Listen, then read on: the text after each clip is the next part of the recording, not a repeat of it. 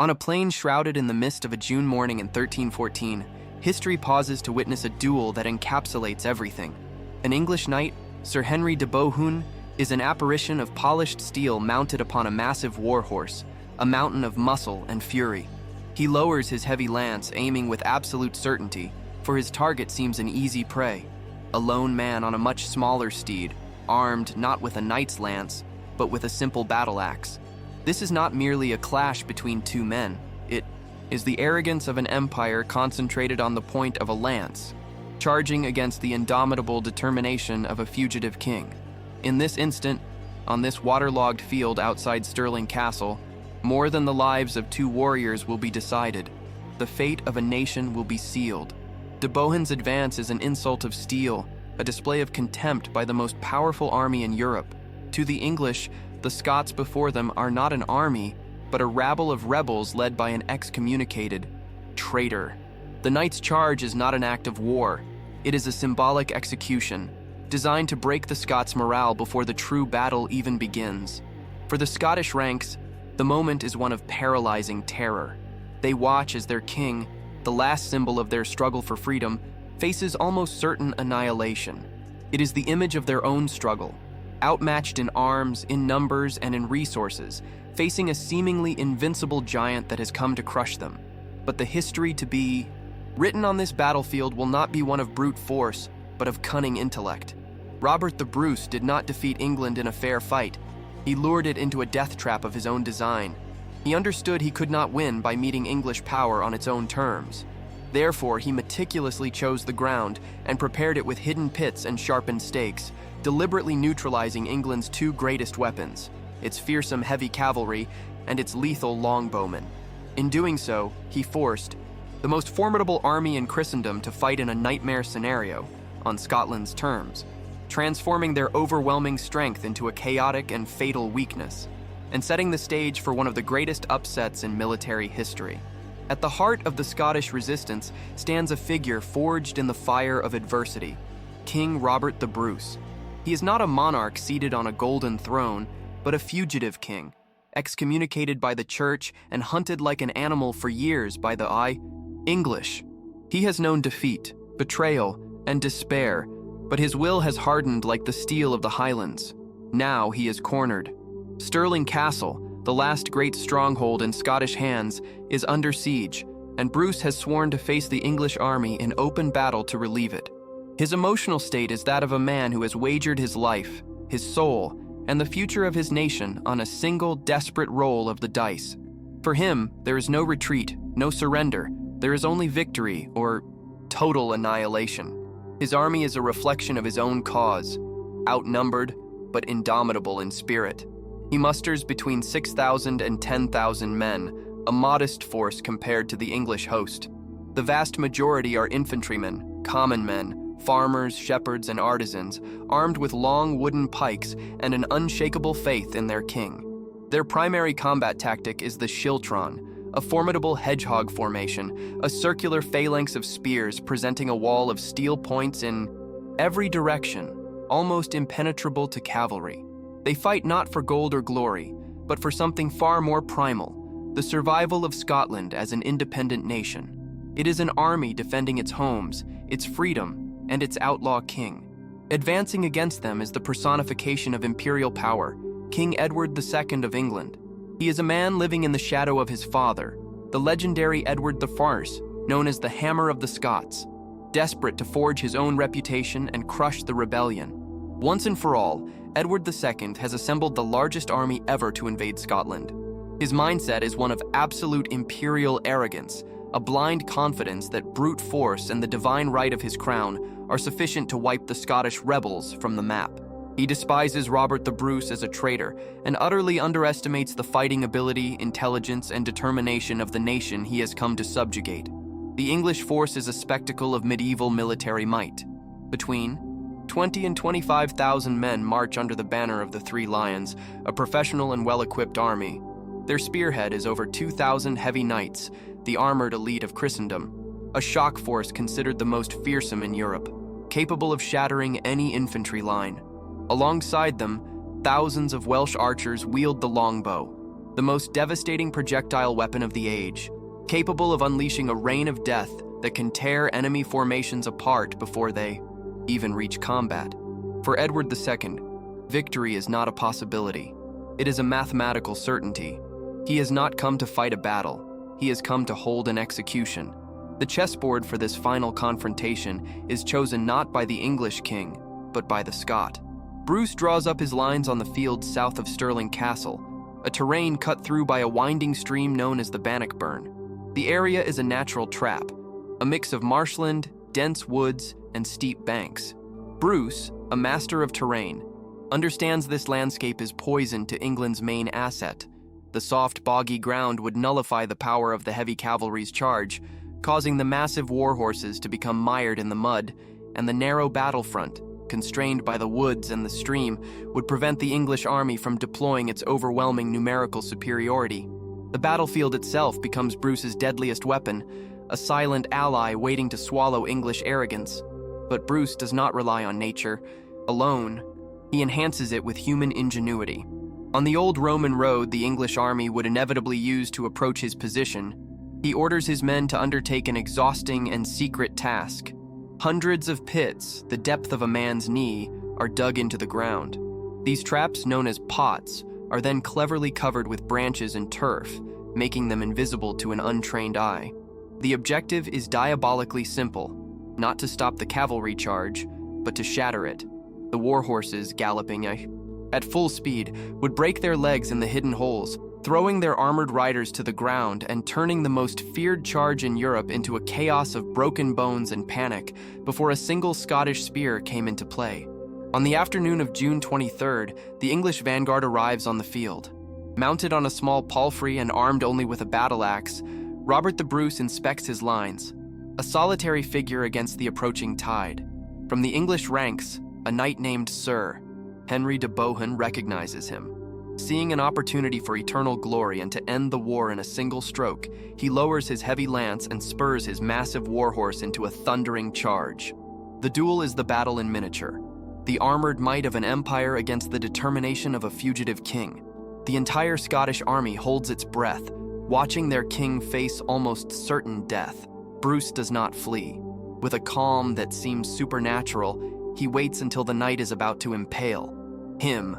At the last possible instant, he sharply turns his nimble mount, dodging the lance's tip by inches. As de Bohun thunders past, unable to check his momentum, Bruce rises in his stirrups, channeling all his body's strength into a single, precise motion. The battle axe descends in a lethal arc and smashes into Sir Henry's helm, splitting it and the skull within. The English knight crashes from his saddle, dead before he hits the ground. The stunned silence on the battlefield is broken by a deafening roar from the Scottish ranks. The impact of this singular duel is immense. For the Scots, it is a divine sign, an electrifying display of their king's prowess and courage that sends a surge of morale and confidence through their ranks. If their king could defeat an English champion in such a fashion, then they, his army, could do so as well. For the English, it is a terrible omen. The sight of one of their proud knights being struck down so easily by the rebel king is a humiliating and unnerving psychological blow. Bruce's axe has not just broken a skull, it has shattered the aura of English invincibility. The battle has barely begun, and Scotland has already won the first crucial engagement. Shortly after, the English cavalry, eager to avenge de Bohun's humiliation, launches a massive charge. It is exactly what Bruce expected. Hundreds of England's finest knights gallop at full speed along the Roman road, an avalanche of steel destined to crush the Scottish line. But then, Bruce's trap is sprung. The horses in the front rank stumble and fall with broken legs into the hidden pits, creating a barrier of men and animal bodies that trips those coming behind. The charge's momentum vanishes instantly, replaced by confusion and chaos. The mighty English vanguard becomes a tangle of armor and wounded horses, utterly disorganized and helpless.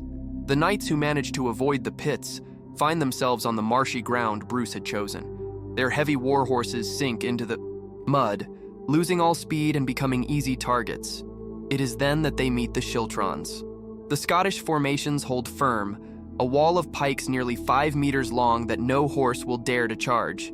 The Scottish spearmen, with iron discipline, advance slowly and begin to slaughter the mired and immobilized English knights. The scene is a butchery. The proud lords of England are pulled from their saddles and killed in the mud. The first day of battle ends in a catastrophe for the English. Their most feared weapon, the heavy cavalry, has been utterly neutralized and humiliated. They have suffered heavy losses, while the Scots have taken barely any casualties. English confidence has been shaken to its core. During the night, Edward II makes his most fatal error. Instead of retreating to more favorable ground, he decides to move his entire army across the Bannockburn, camping on the plain between the stream and the Scottish lines. In doing so, he traps himself. With the stream and its steep banks at his back, he has eliminated any possibility of maneuver or an orderly retreat. At dawn on June 24th, Bruce sees the English position and realizes that victory is within his grasp. The vast English army is now compressed into a narrow, claustrophobic space, unable to deploy its numbers or its archers effectively. Bruce delivers a legendary speech and then, in a move of supreme audacity, orders his entire army to advance. It is not a charge, but a relentless, disciplined advance. The three great Scottish schiltrons begin to move in unison, like a living glacier of steel, a wall of pikes moving forward to crush the most powerful army in Europe. It is the all-or-nothing moment. The sight of the advancing schiltrons is terrifying. The English infantry and cavalry, crowded together and with no room to form proper battle lines, watch in horror as the wall of spears closes in. When the Scots clash with the English lines, the battle becomes a brutal, close-quarters struggle. The English knights have no room to charge, and the archers cannot shoot without hitting their own men. Edward's numerical superiority has become a fatal weakness, as his men in the rear push those at the front into the forest of Scottish pikes, crushing them to death. The fighting is a savage, claustrophobic meat grinder. The Scottish schiltrons, like a mincing machine, advance slowly, pushing the English army back towards the Bannockburn. The cry of the Scots rings out across the field. Press! On, press on, press on! The English line, unable to maneuver or retreat, begins to buckle and then break under the relentless pressure. Morale, already damaged the day before, disintegrates. The English soldiers, fighting for their lives in a confined space, begin to fall back, tripping over their own comrades in a desperate attempt to escape the advancing death. It is at this critical moment that the final blow falls. From a nearby hill, the Sma folk, the Scottish camp followers, cooks, servants, women, and the elderly, who had been watching the battle, see that the English army is on the verge of collapse. In a surge of patriotic fervor, they grab makeshift banners, tools, and anything that could look like a weapon and charge down the hill, screaming and yelling like a new army. To the demoralized and exhausted English army, this sight is the final straw. They believe it to be fresh Scottish reinforcements arriving to annihilate them. Panic turns into absolute terror. English. Discipline evaporates completely. Seeing the battle is lost, King Edward II's bodyguards seize him and drag him from the field, fleeing for his life. The king's flight is the signal for the total and final collapse. The retreat becomes a chaotic rout. Thousands of English soldiers, trapped against the Bannockburn, are slaughtered as they try to cross. The stream turns red with the blood of the invaders. Robert the Bruce's trap has closed, and the proudest army in Europe is annihilated. The pursuit is merciless. The Scottish light cavalry and Highlanders hunt the fleeing English for miles, cutting them down as they try to escape. The battle has transformed into a massacre. Edward II, the arrogant king who came to execute a nation, now flees in humiliation for his life, a fugitive in the very land he had come to conquer. Bruce's victory is not just a victory, it is the complete and utter annihilation of the invading force. On the fields of Bannockburn, the legend of the underdog has not just triumphed, it has crushed the giant into the ground. The sun sets on Bannockburn to reveal a scene of apocalyptic devastation. The scale of the English defeat is catastrophic, one of the worst in the nation's military history. Estimates suggest that as many as 11,000 English soldiers lie dead on the field, in the marshes, and on the banks of the stream. Hundreds of nobles and knights, the flower of the English aristocracy, were either slain or captured. The Earl of Gloucester, the highest-ranking noble in the army, was killed in the first day's charge. In stark contrast, Scottish casualties were comparatively light, perhaps a few hundred. The ratio of losses is a brutal testament to Bruce's tactical brilliance and Edward's utter disaster of leadership. The fate of the defeated commander seals England's humiliation. King Edward II does not stop in his flight. He is pursued relentlessly for days by Scottish horsemen, a monarch fleeing like a common thief through the kingdom he despised. He finally manages to reach the safety of Dunbar Castle and escape by sea. He returns to England not as a victorious conqueror, but as a broken king. His authority and personal prestige are utterly destroyed.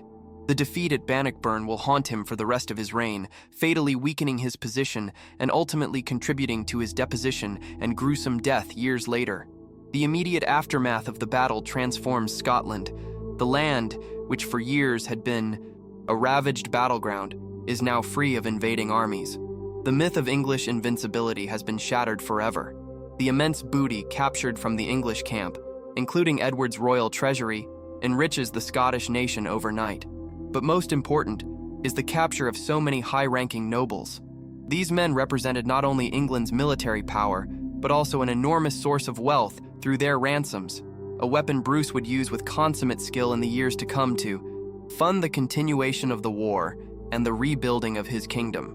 The most important and lasting political consequence of the Battle of Bannockburn was the de facto guarantee of Scotland's independence.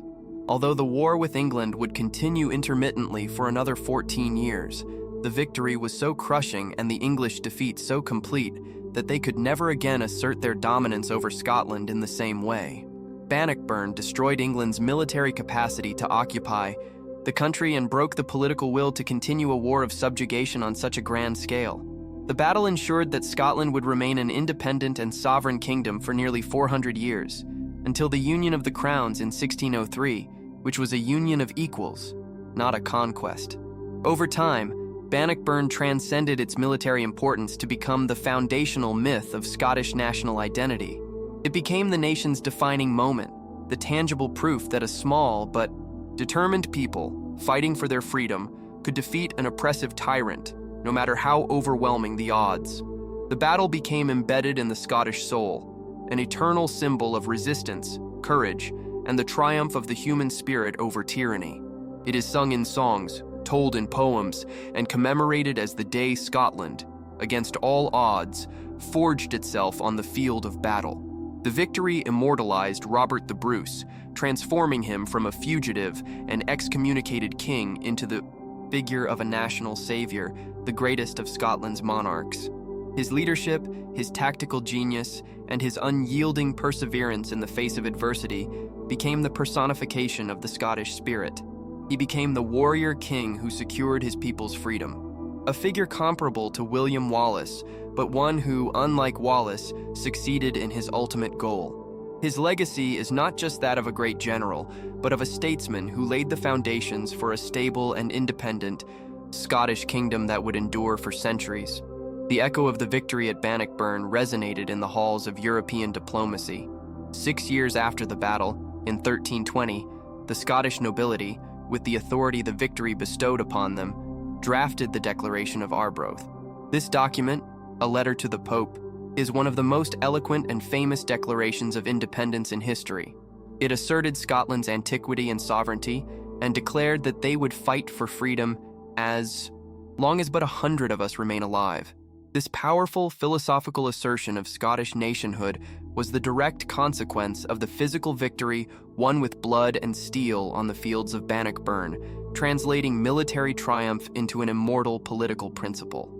There is a final, delicious irony in the story of Bannockburn, a detail often overlooked but which reveals the full magnitude of Bruce's victory. The Scottish royal treasury, after years of brutal warfare, was completely exhausted.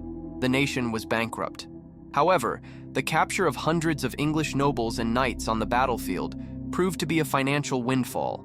The ransoms demanded for their release were so immense that in a single stroke, they completely replenished the coffers of the Scottish kingdom. The money that flowed from England to retrieve its defeated lords funded Bruce's government, paid his army, and helped to rebuild the very country they had come to destroy. Thus, in the most extraordinary twist of fate, The army that marched north to crush Scotland and absorb it into the English realm ended up financing its future as a free and independent nation. The arrogance of Edward II not only led him to a humiliating military defeat, but also forced his own nobility to pay for the consolidation of the very kingdom they sought to eradicate. Bannockburn was not just a victory on the battlefield. It was an economic and political triumph that ensured the freedom won by a king's axe and his people's pikes could endure. It is the ultimate proof that sometimes history has a poetic and brutal sense of justice.